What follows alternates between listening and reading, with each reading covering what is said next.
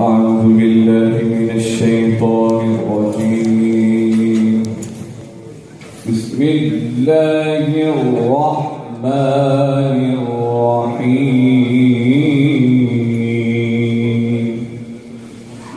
يوصيكم الله في أولادكم للذكر مثل حظ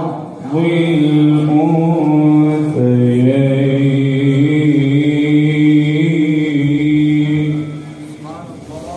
فإن كن نساء فوق اثنتين فلهن ثلثا ما ترك،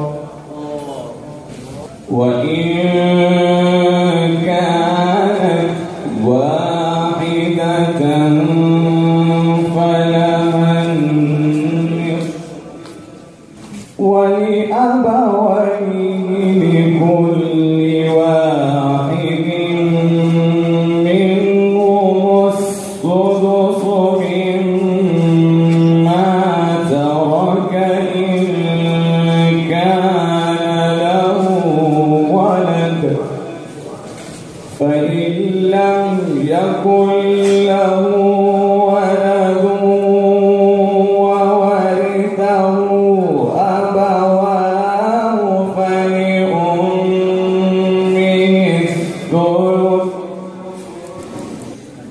فإن كان له إخوة فلأمه السدس من بعد وصية يوصي بها أو دين.